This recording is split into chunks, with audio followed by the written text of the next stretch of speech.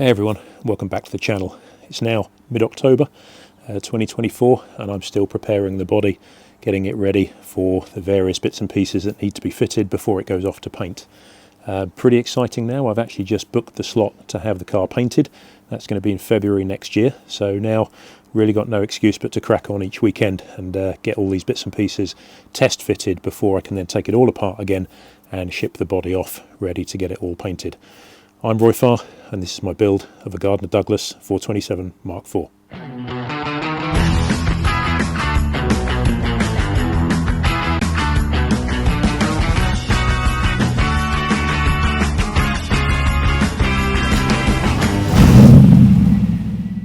So in the last video we started fitting the doors. This time I've got to crack on with the bonnet and the boot, getting those things fitted. Again, getting it all ready before it goes off to paint in February next year. Those two shouldn't be too difficult. I've also got some colours to show you. So some of you might know that when I first looked at building a Cobra, I'd actually started thinking about this colour with a yellow stripe. And I had a particular theme in mind, but one thing led to another and that didn't quite work out the way I was hoping. So in the end, I've scrapped that whole idea and I'm actually going to be going for a kind of middle green colour. But I've got quite a few interesting colour choices to go for, and probably the best thing to do is show you some of the things I'm thinking of. So when I changed my mind from looking at a blue and a yellow car to a green one, I started researching various green car colours, particularly the hot rod scene and the classic car scene. There are so many British racing greens that for me are a little bit too dark. There are plenty of sort of really modern sort of Viper style greens. You see Audis and particularly some Porsches like GT3s and so on painted in these really, really bright sort of lime greens. That wasn't for me either. I wanted something in the middle, something sort of more emerald green. But when I look back to some of the cars I've owned, I really hankered after a green car with a sort of brownish type interior, and there are quite a few cars out there at the moment that are doing this, and as my wife would say, probably on trend. But particularly like the M3 Touring at the moment, that comes out with a really kind of nice rich green, and there seems to be a trend as well with pairing that colour with sort of bronze or gold type wheels, and I'm looking at possibly replicating that, so we'll see how that pans out in the coming weeks and months. But I've got to get a move on. I've got to order my wheels soon. They'll take a few months to arrive, so I've got to get that order in place. Anyway, one of the first cars I had was a 2001 BMW 3 Series, and I was lucky enough to be able to afford to buy a new one at the time, and I actually went for the BMW individual option, which basically means you can have the car any colour you like. BMW at the time did this fascinating colour called Scarab Green, and I saw it at a motor show on a 5 Series around about circa year 2000, and it was this gorgeous deep metallic green with a lovely flake and a little bit of purple in it. Now there have been so many colour combinations like that since. Lots of TVRs have got chameleon and varieties of different colours. I forget all the names. But crucially, I didn't want to create a copy of a TVR. I didn't want it to look like a TVR, but I was fascinated by these flipped colours. And I do remember when I first got my 3 Series, it was almost too subtle.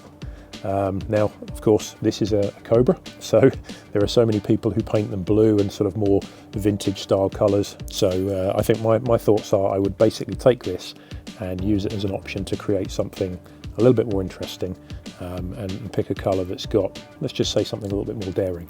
So I've come across this company that's got these chameleon paint colours, and you can see them all online. You can get various videos that you can see them with, but they tend to be shot under spotlights. I didn't want to fall into the same trap that I had before when I spent a lot of money on having a car painted and didn't actually see it properly in the metal or in the flesh, so to speak, before seeing it for real. So they actually offer a number of sort of plastic sort of car shaped samples. So I ordered 5 or 6 of them, and I've got a few of them here which I'll show you now. So let's take a look at them. So you can see from the weather here at the moment, it's a fairly typical October day. We've got a nice bit of overcast weather, and I've got a nice little towel here stacked up on the back of my wife's boot on her car here. I think she's going to serve as a nice useful platform for this. So these are these shapes I was talking about. They're just basically plastic, and they've been sprayed in the particular colour that you want to sample with. So I'm just going to go through these and just show you each of these in turn, and great if you want to provide some comments. It'd be great to see what your feedback is. Which one would you choose if you were having a green coloured Cobra? So this is the first one. This is simply called OS32. So if I just move it around a little bit, you'll see how it changes colour a little bit. I mean, that's kind of a fairly light green actually on the front there, but it turns into a little bit of a sort of pinky browny colour on the edges. So that's the first one. Second one, this one, L1868. These all have names and I'll try and put them over the top on the video. So this one's quite similar. That one goes actually a little bit more brown, not so much pink in that one. You see what I mean though? Some of these could be well too much for a car like a Cobra, but tell me what you think. Now this one's quite different. This one's quite a dark green, but you can see there as you turn it, it turns into a blue. On top it's almost completely blue, a dark blue. I hope the camera's picking this up well enough. There from the side again, you can see you've got a couple of blue patches there and purpley patches just where the sun hits it. Try and get the shadows out of the way there. And almost black in places, so a really dark one there.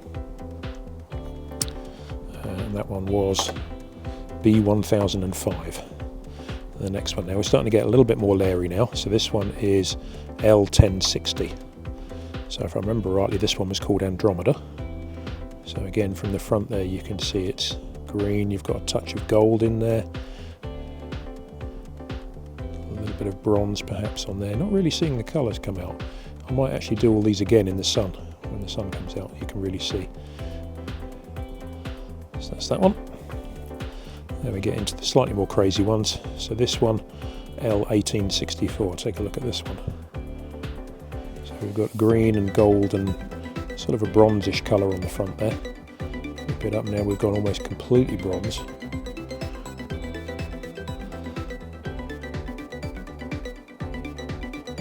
Really interesting colour, that one. And the last one, L1090, if I remember rightly, this one is called Nebula. So this one is almost more like a turquoisey blue. There's a bit of green, and then it goes really gold from the top. And so on, there we go. So let's just pan back and take a look at all of those side by side again. From left to right. You can see some of them just really pop, even in this relatively overcast October day. You see how some of the colours there, this one in particular, you've got a bit of that bronzy, coppery colour coming in there. That one in the centre there, that was blue, green from the front, bluey purple on top.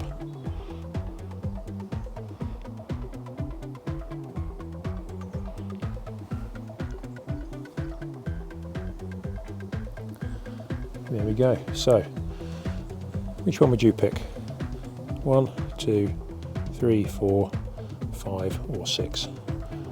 Let me know in the comments. Okay, and here we are with a little bit of work on the boot done. Got a few holes here just for the number plate light holder, big chrome holder that goes on there. And this is where the door, this is where the boot lock goes in. Twist 90-degree lock. Just a couple of tiny little locating screw holes in there. Just to show you what this looks like inside now. So here is the hinges. Here are the hinges that hold the boot up. And we've got backs of the steel plates there. There's some little backing paper on there that just keeps that polished finish tidy for the time being. I'll probably take all of that off and then get the whole lot polished just before final fit. But yeah, that's how they go on, and they just all, can't really see that very well in there, but they bolt into a little cross member in there, and that's that. So that holds that up nicely. Next thing to do is to fit the gas struts from the top corner down to the side there, and that'll be a job for tomorrow. So now we've got the hinges in place on the boot, and I'll show you the bonnet in a little while. We've got to fit the gas struts. Now those are the things that hold the boot open and make it a lot easier to support that fairly chunky boot when it's up and you're trying to get your luggage in and out of the car. So let's take a look. So here's one of them just test fitted there. We've got the bracket just affixed to the inside edge of the boot lip there, and then at the moment you actually have it upside down here. This protects the seals. So this goes this way up, and then this bracket will go up here onto the body into these couple of holes that I've already drilled there. That'll be like that. Let's just have a look at the brackets on the bonnet here. Here we go. Let's get tucked right under here. So this is exactly the same as we've got on the boot. These get bolted in underneath here onto this support member across the leading edge of the car here, just so you can see where we are, tucked underneath the bonnet here. And those lovely pieces of aluminium with a couple of stainless steel brackets up here. They've got a bit of wrapping on the front of those, a little bit of protective sheet, but that'll come off before we do the final fit once the body comes back from paint. So that's how that looks under there. Another job we've got to do, taking a look at where the bonnet scoop will go here, is actually just to even up these gaps in between the two top and bottom skins of the bonnet. So you can see there where I've cut the hole, they're actually a little bit uneven, quite large in the centre there. They get a bit smaller over there, a bit narrower. They're practically flush on this leading edge here. So what I'll be doing is just popping a couple of screws in there as if the bonnet scoop is actually fitted, and then I'll be filling that with some sealant so we can get that nice and tightened up, and that'll give it a bit more structure and solidity as well.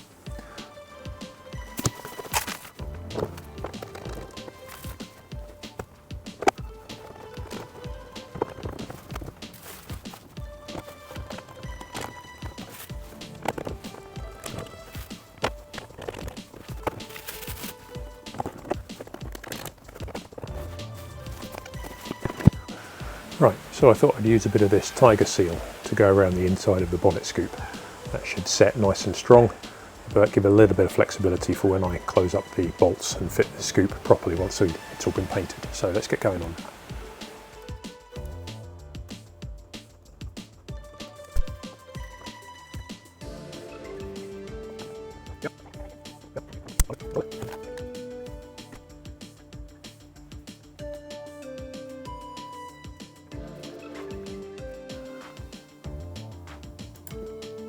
So let's have a look at these bonnet handles and the catches then. Now most cars, most modern cars anyway, you have a bonnet release catch inside the car, and this one, it's an old-fashioned handle that sits atop the bonnet. Now when I first got this and I looked at it, I thought, well, these are the only two parts I've got in the box. So there's a catch, how do these things work? How do these go together? No idea. Couldn't find anything else. And then took a picture, popped it on the Gardner Douglas Club GD forum and asked the question and said, guys, there's got to be something missing here. What part am I missing? And sure enough, there was a piece that was missing. This paddle, this kind of tapered paddle, fits on the bottom of the square column there, and it's adjusted up and down basically to mesh alongside this particular catch. I'd originally thought this was vertically with some kind of hook in, but no, it goes horizontally. It sits atop on that, and as you twist and turn the handle, it engages and then locks the bonnet closed, and you turn it back the other way and it opens. So nice and simple, but I couldn't figure it out. So thanks for the guys on the forum who said, no, you're missing a piece. Let's just pop that back in the bonnet for the moment. Now the next thing is, which way should it point? Now, you can have it pointing in the direction of the car, just longitudinally, forwards and backwards, dead straight, parallel with the direction of travel. Or you could have it tilted just slightly off to one side to follow the line of the bonnet. And I think actually personally, I think that looks better. I'm not sure what the standard is, but I'm going to follow the angled line of the bonnet. So I'm going to go with that. So if we remove the handle again, take another look underneath, you can see there's a couple of small lugs and the screw holes. Now there isn't an awful lot of room between those lugs and the screw holes, but the way this fits is it pops through the bonnet and there's a stainless steel escutcheon that picks it up on the other side. So you don't have to worry about washers or anything like that. Nice tidy chrome handle. Let's pop that back in, get that fitted, and then we'll open that out a little bit more just so it slots in properly.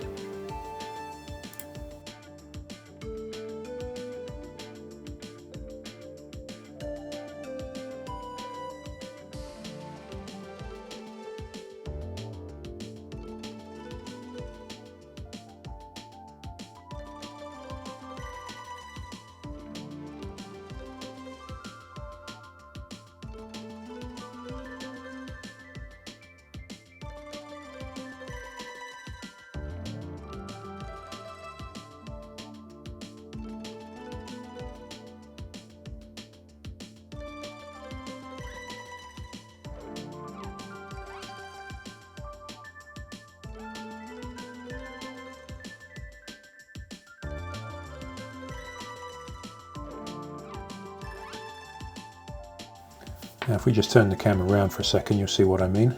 This is where, well, it's not quite straight there, but this is where the handle will line up with the line of the bonnet rather than the line of the car where it would be longitudinal. And with the bonnet raised and the screws just pop through, you can see the handle through from the other side there. But once you've fitted the stainless steel escutcheon, and there's just a couple of temporary nuts on the back here at the moment, that's how that looks underneath. A little bit more tidy. I'll probably use a couple of round-headed nuts when I come to the final fit. Now stepping underneath the bonnet, which we can do because we've got no engine in here at the moment. This is where the bonnet catch fits to the the firewall, the engine bulkhead at the back. Needs to slot there just nicely in line with that square section column, and then of course that paddle at the bottom can be moved up or down to fit the bonnet and make sure it's nice and tight against the rubber bump stops. And there we go, so there's both the bonnet handles fitted. The only other thing to call out is that just if we look just through the hole for the bonnet scoop at the moment, you can just about make out a mark on the bottom of that square shaft coming from the handle. Just need to grind that off so that we don't have all of that excess sitting there, but just leave a little bit of adjustment up and down as we need it. I'll do that when I take all the handles out. Now underneath the bonnet again, backing the engine bay, I've made a mark here vertically with the leading edge of the driver's side wheel arch there, just a little mark on the bonnet lip itself, or the opening lip I should say, and then the width of the whole wheel arch is about 30 centimeters. So what I've done is I've drawn a halfway point 15 centimeters along. It's not going to be exactly over the top of the wheel arch, but it's close enough. So that's the 15 centimeter point, and I'm going to use the bracket and mount that just centrally, just so it gives me a reference point where to start. And then we've got to try and fit the upper part of the bracket there in line to try and make sure it's as tidy as possible.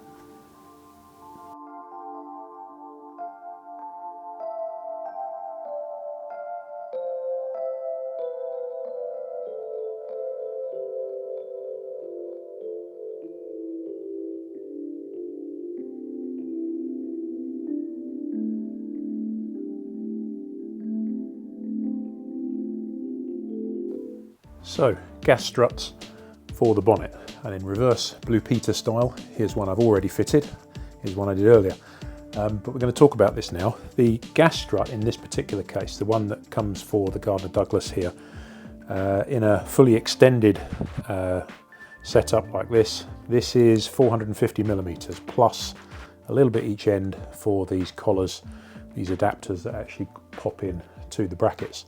And when it's fully closed, it's 250 millimeters again, plus the bits and pieces at the ends. So really what you've got to make sure you do is when you fit the base to the pivot that sits just inside the bonnet here, when you're measuring for the pivot that sits and the bracket that sits on the side of the bonnet itself, you've got to make sure that when it's closed, it's actually no closer than 340 millimeters, 34 centimeters when this is fully closed. Otherwise the bonnet won't close and this will not compress. And you've got to make sure that you've got room for it to be 450 millimeters or slightly more with this completely expanded when the bonnet is open like this. So there's a lot of measuring to do to get it right. You actually can't compress these at all with your hands to start off with. They're filled with a gas, and there's a tiny little grub screw in the top there. It's a 2mm grub screw, which in a little while I'll be undoing when I've got them on the side of the bonnet here. And the idea is that lets out a little bit of pressure, and you just count the number of seconds you need, and that's the amount of pressure you're removing.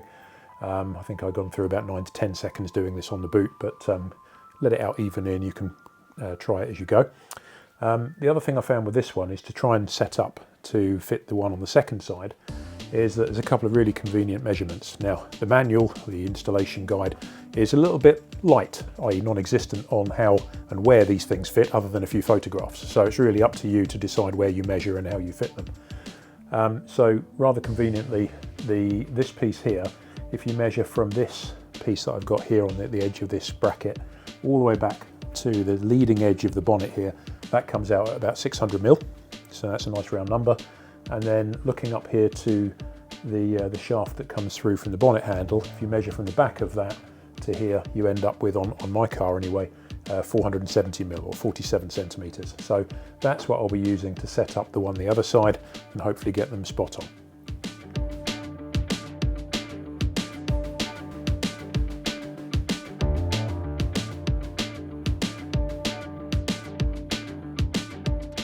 So, time to pop in the Rivnuts, and I'm going to use this tool from Mk4. Now, there are plenty of Rivnut insertion tools on Amazon, and I actually tried one and broke it. But this Mk4 thing is, well, it's a work of art. Really, really rigid build. You use it by hand. You can pop a spanner on the back if you need a bit more leverage, but basically it's a lovely, simple tool, and it gives you loads of adjustability to really feel when the Rivnuts are in and connected and nicely tightened up against the back of the fiberglass. So we take the first Rivnut. This is a 4mm Rivnut.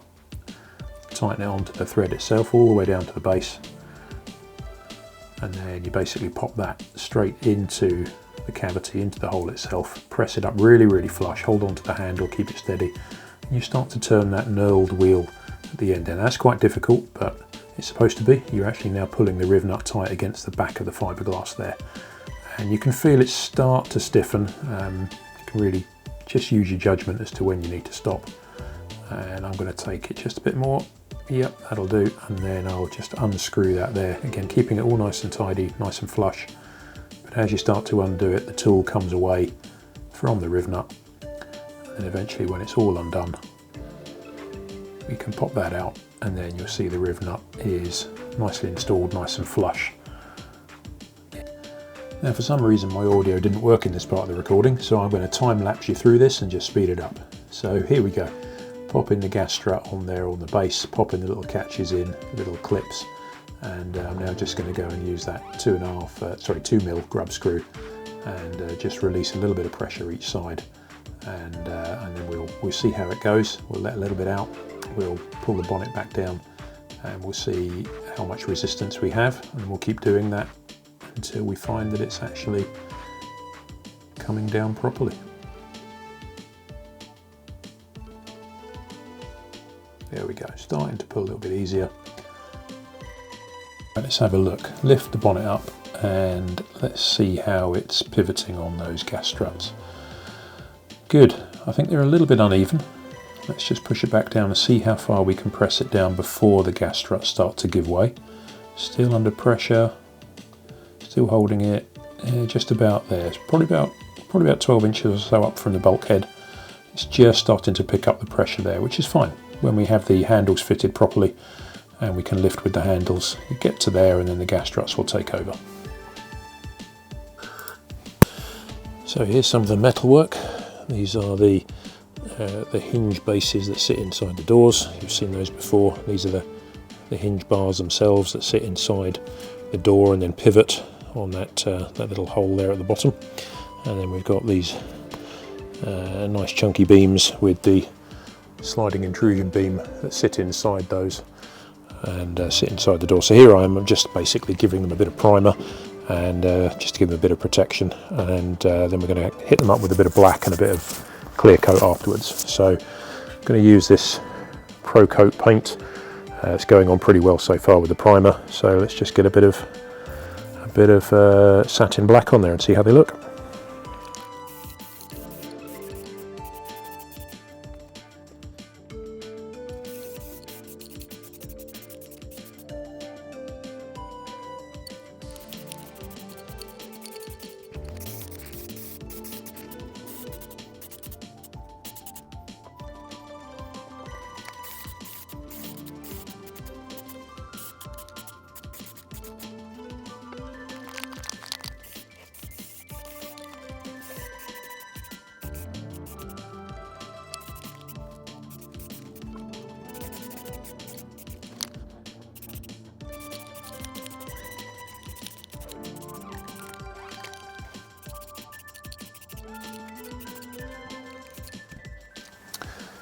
So after painting up some of the metal components of the door, this is the finish we've ended up with. This is that Pro Coat paint that I picked up from Toolstation. This is a little bit of rubbing down primer, a couple of coats of primer, a couple of coats of satin black, and a couple of coats of clear coat. And all of that, and this piece isn't even going to be on the show. This is going to be inside the hinges, and indeed these pieces will be inside the doors, but they're tidy.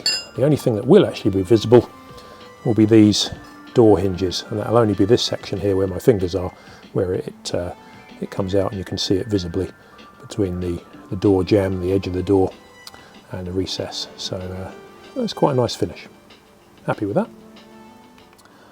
So sometimes things go wrong. Here's a Rivnut I installed earlier, and a hole from another one just below it. When I installed the gas strut on this side, I actually realised that it was slightly out of kilter compared to the one on the other side over there. It was at an angle, and whilst I could have left it as it was, I wasn't happy with it. So I've decided to move these two Rivnut holes.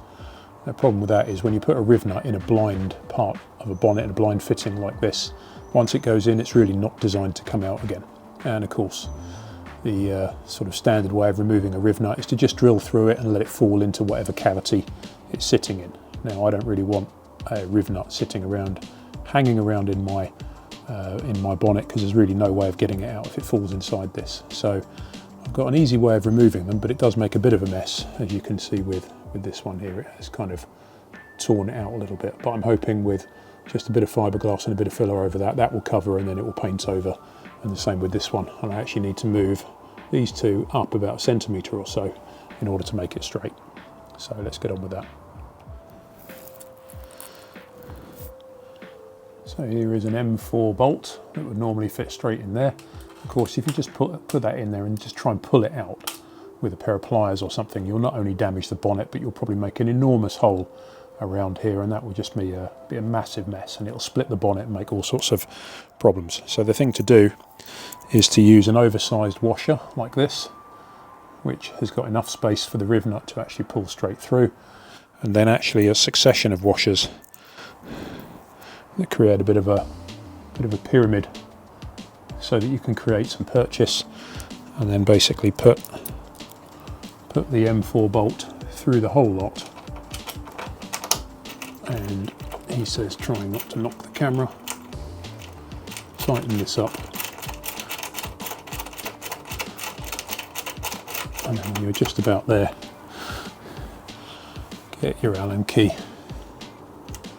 Make sure the big washers at the back are central. Doesn't matter too much about the ones on the front, because they're just there to hold everything still.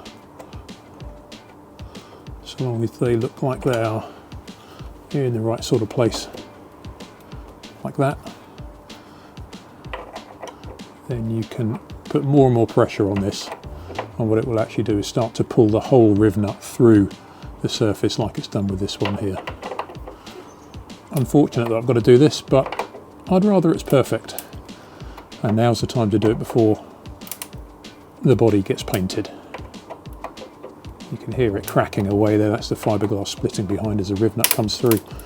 That's the brake. Hoping this doesn't cause too much further damage, but mistakes do happen. I'm only going to build this car, this sort of car, once, so I want it to be perfect. And having a couple of gas struts that are even 5 degrees out when I stand sideways and I can see them, it's not really what I want. So that's now broken through. So the whole thing should come away now. There we go. So there's a Rivnut that's pulled through. And when I take all of this masking tape off, you see just how much damage has been caused.